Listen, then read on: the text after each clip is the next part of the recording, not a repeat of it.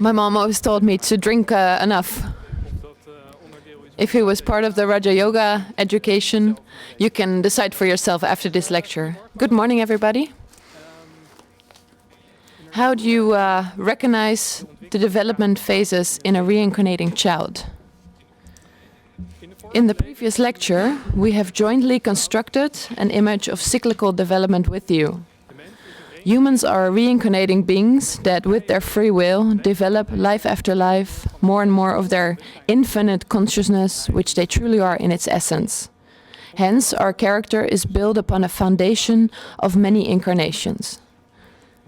Already for millions of years, we are going through this process of evolution of ourselves as a human consciousness.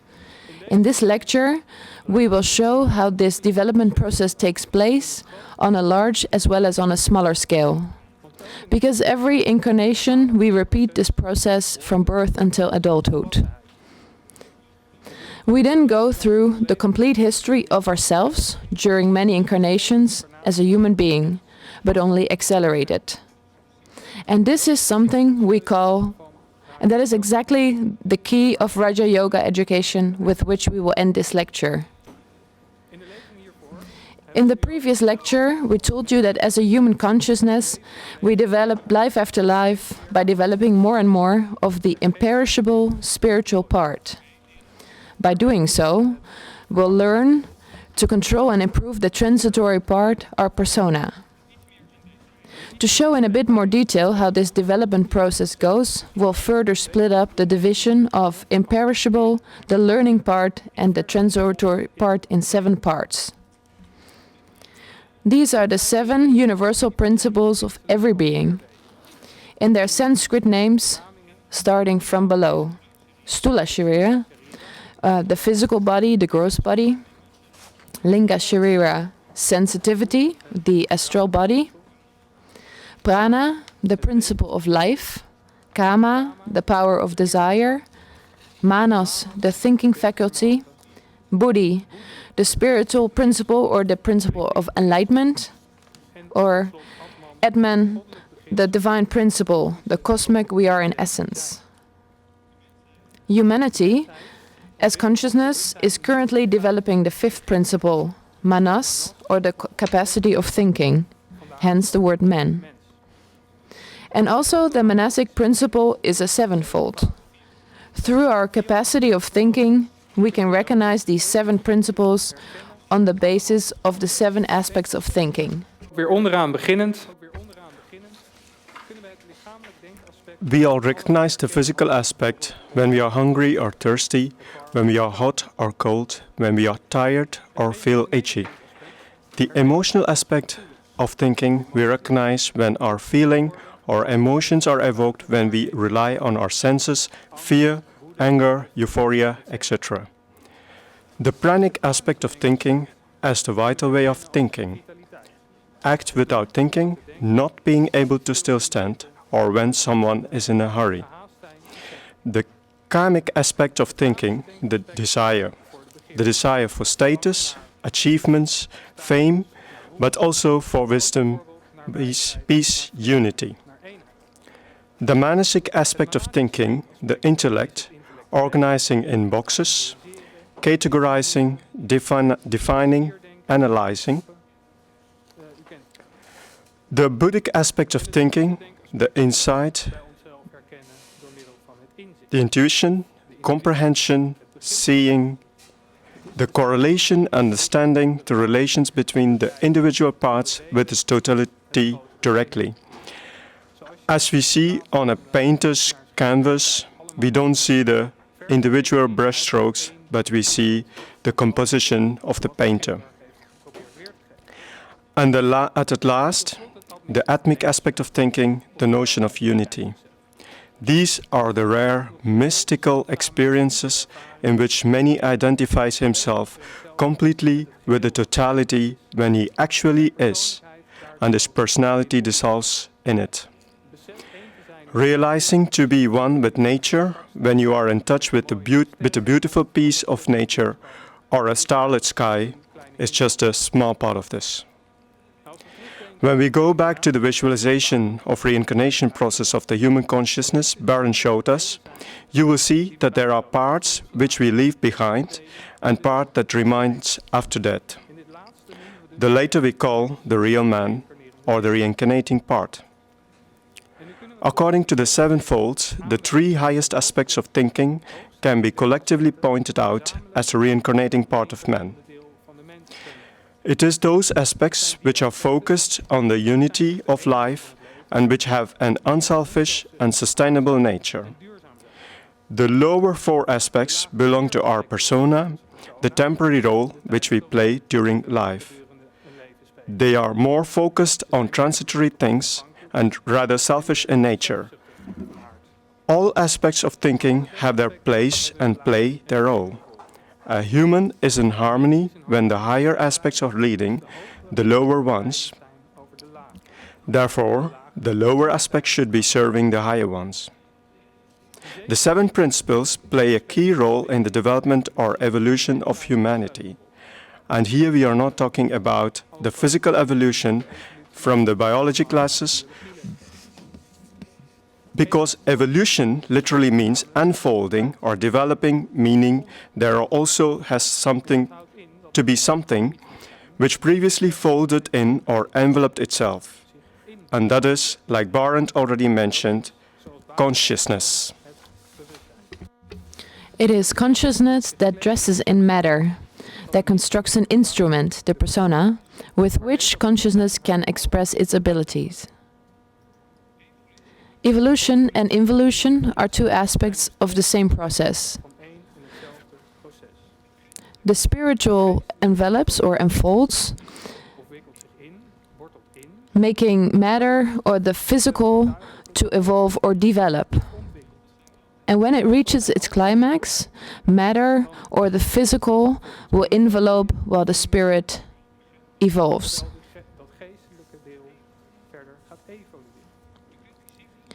You can recognize this cycle of involution and evolution of the spiritual part, and at the same time the evolution and involution of the physical part easily throughout man's life.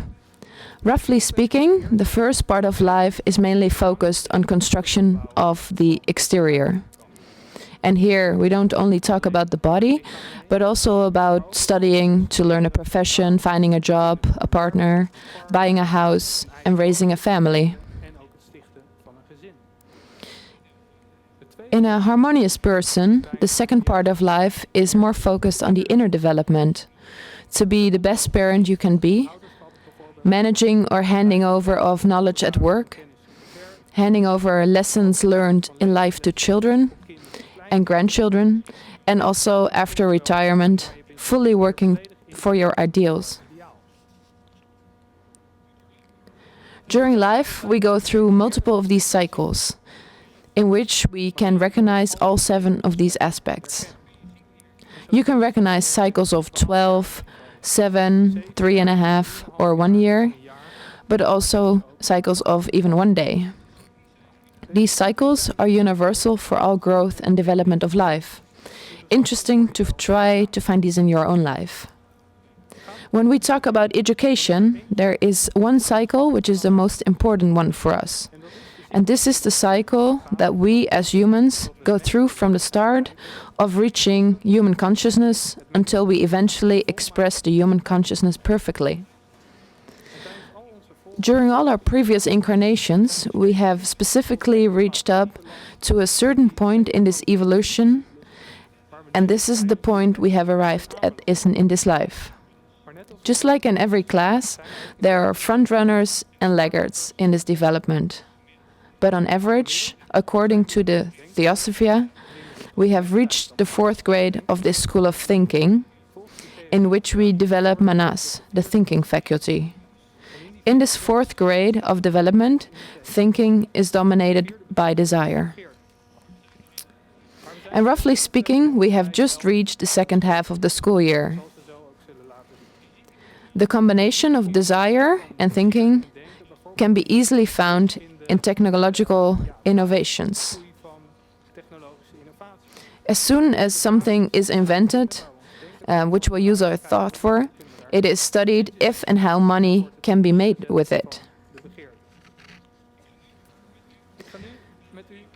We'll now discuss these 7 phases. As human consciousness, we've had the involution or enveloping of the divine or atmos aspect, in which the physical aspect evolved or developed.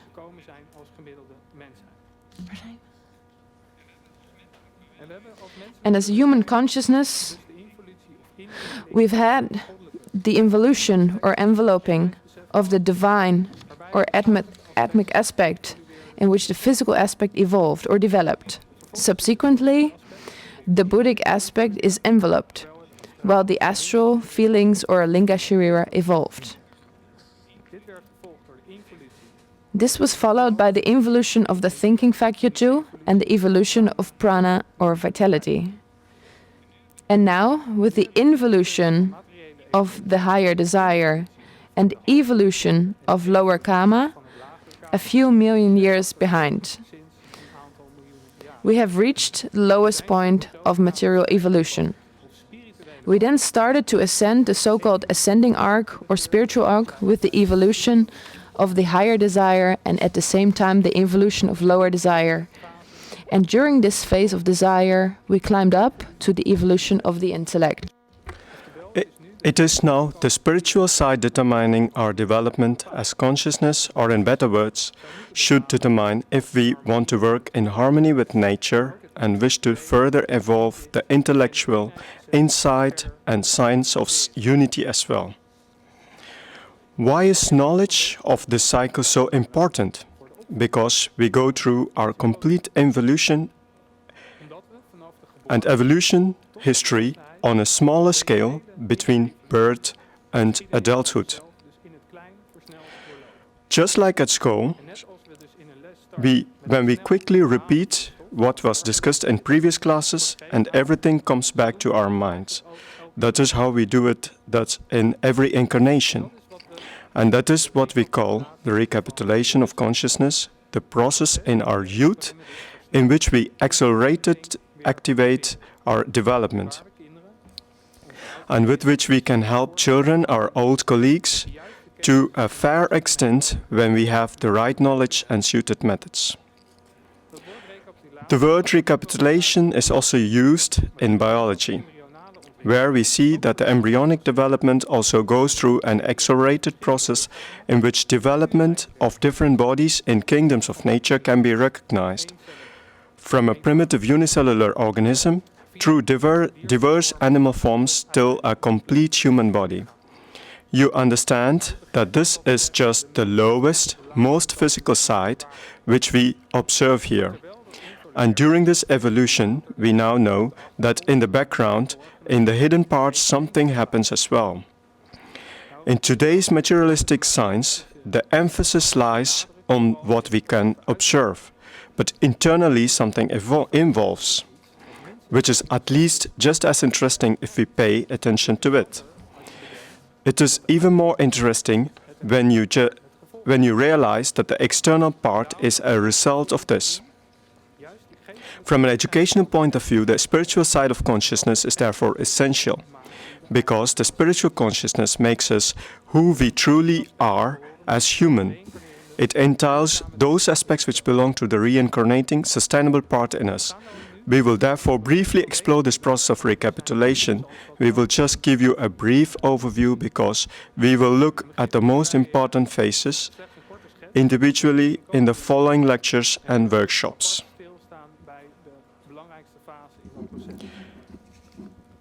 Since life is cyclic, there is, in a way, no start or end. During the physical birth, the reincarnation process has evolved for some time, and at the same time we can see birth itself as another start of a cycle. We will now take birth as a starting point and adulthood as the end point in which we can define the phases of involution and evolution on the basis of the 7 principles. We observe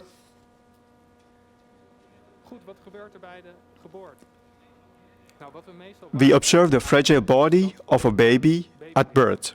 the body that evolves and already quickly expresses its physical desire for food, thirst, and sleep. However, we can also detect the atmic which involves in background.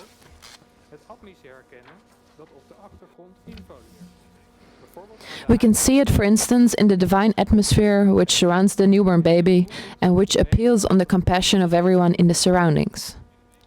A baby does not yet know separatedness and is unconsciously still united with the totality.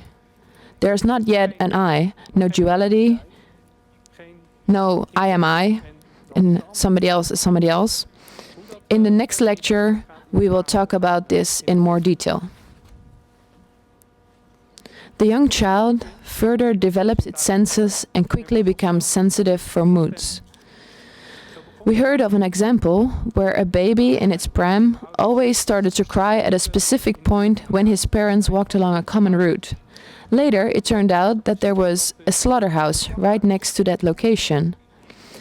At a young age, children can also be still sensitive for influences from the astral sphere and quickly suffer from emotional tensions or, for instance, nightmares. This is also the reason why some kids come up with memories from their past lives at this age, memories that will automatically pass. It is advised not to focus too much on the emotional side, but to stimulate the enveloping Buddhic aspects of thinking or comprehension of the reincarnating part. This way, basic truths like reincarnation and karma, unity and equality of life will be understood directly by the young child. If, of course, it can be explained in the language of the child. In fairy tales, based on these truths, kids feel directly the difference between good or bad, and they can also apply this in their own life. Another important stage in this phase is the first notion of I. As soon as a child starts talking about I, we can teach this kid that I always has a place and function in the totality. This is also something the child is directly searching for. It wants to collaborate as well as doing it himself. This is the natural moment to trigger compassion and the notion of interconnectedness in the child, as well as the child's own responsibility. As a child grows up, slowly its conscience awakes. The ethical wisdom, which has already consciously been brought to development in previous incarnations. With this, educators can directly give a child the possibility to control itself. In the fourth lecture, this will be further discussed. When the child goes to school, we see that the capacity to think independently becomes active around the age of 7 on average. The child's pranic vitality is clearly developing, but can already be directed by the enveloping capacity of thinking. Children in this phase often say, "I'm thinking so much lately." The child wants to investigate everything. The higher knowledge of the reincarnating part becomes active. We will talk about school kids in the first lecture tomorrow. The phase in which the desire of thinking switches from the lower transitory part, which is focused on itself, to the higher unselfish aspects, is puberty. Tensions are therefore strongest during this phase. It is the repetition of the era in human history which focused on desire. In this era, we have gone through the low point of material development and started the ascending development of spiritual development. On the one side, we see that a teenager is attracted to the lower aspects, that he's focused on himself and his own identity, as well as his place in the group. And on the other side, we see him becoming aware of the unity in the world, his ideals awake, his desire to realize a better world. It is the first step in constructing an independent vision on life. As educators, we can here also stimulate the spiritual side and help the teenager to shape his ideals with which he learns to control his own personality. The extent in which a teenager has learned the distinction between these two sides of himself in his early youth and has learned to control him from a young age contributes to the success of this. Tomorrow we will explain a bit more about this in the 7th lecture. During the last stage of youth till adulthood, you see that thinking takes an ever-growing place, and with this starts to control desire. The young adolescent makes the choices individually for his study or work and takes more and more responsibility. Perhaps he increases independence even more and leaves home on his own. Adulthood is the point in which we have all the developed abilities from previous incarnations fully available and continue to further develop these. This will be the topic for tomorrow's last lecture. What does this knowledge mean for us an educator? The application of this knowledge is the essence of Rãja-Yoga education. Where yoga means Rãja-Yoga, kingly union stands for the unification through control of thought. This means that the higher aspects of thinking are in control, are king of the lower aspects of thinking.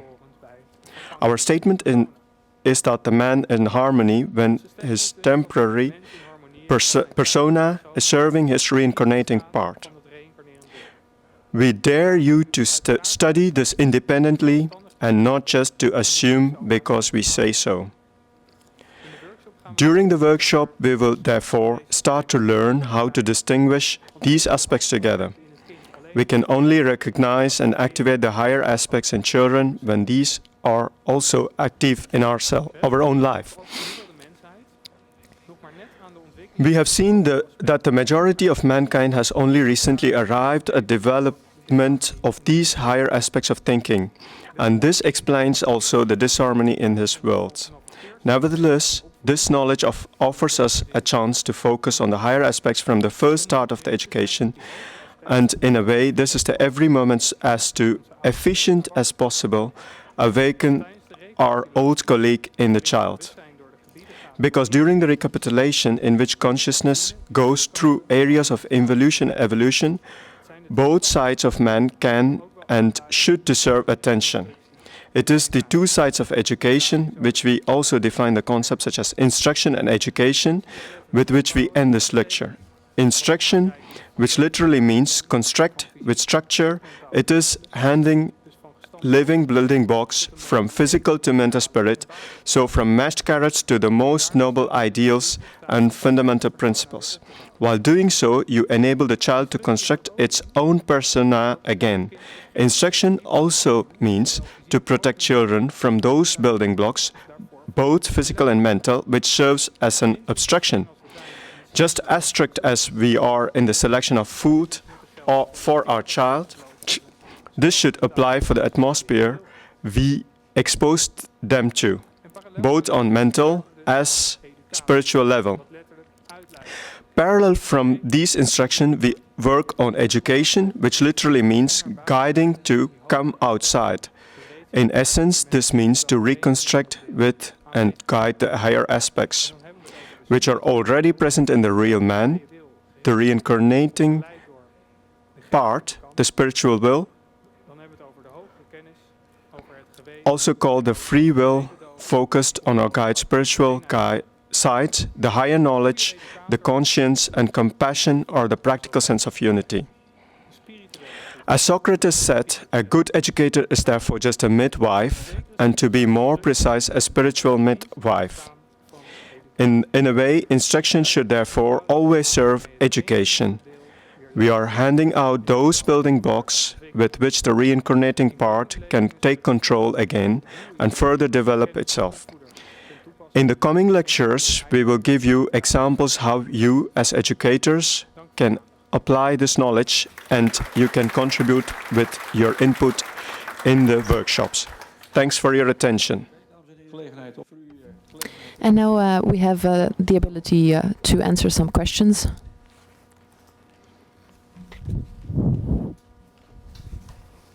Is everything clear? Was it that clear?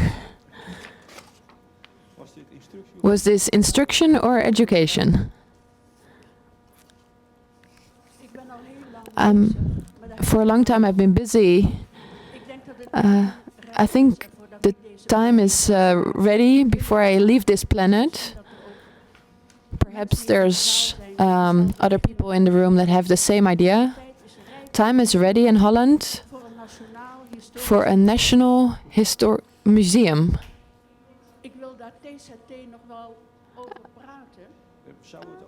Could we focus on the lecture of Erwin?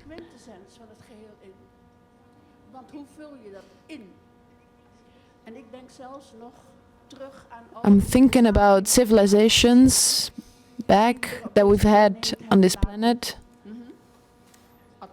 Atlantis. It's about time that we're going to think cosmic and not just about this earth.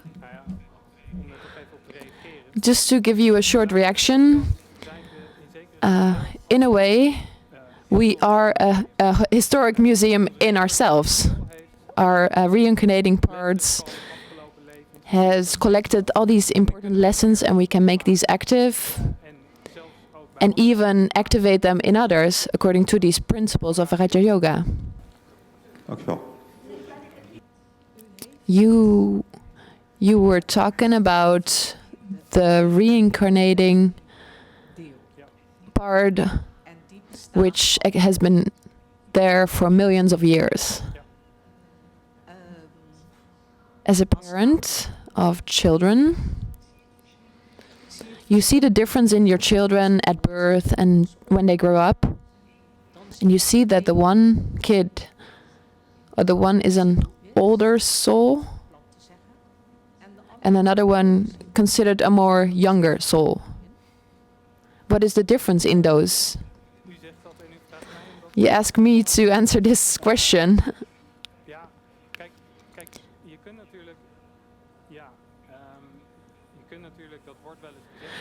Sometimes people are talking about older souls when a young child expresses a lot of wisdom.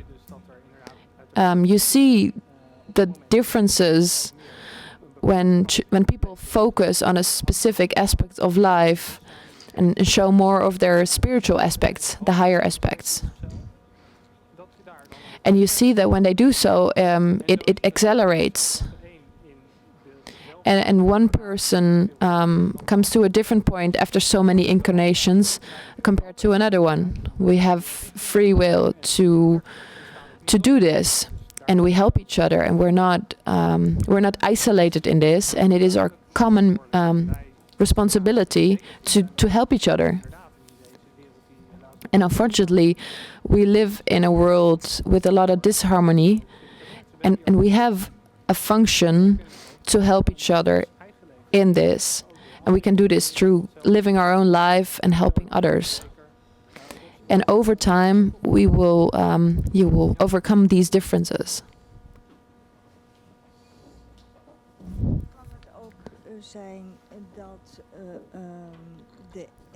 Is it possible that one soul has had many lives before this life? In a way, we're not talking about a strict number of lives. Life is cyclic, and therefore it's eternal. We've had eternal incarnations behind as a human, but also in different kingdoms of nature. And during all these incarnations, we learned about different aspects of nature. And you can only talk about a relative difference between these aspects. And it's not about the number of lives, but about the aspects we've brought to expression.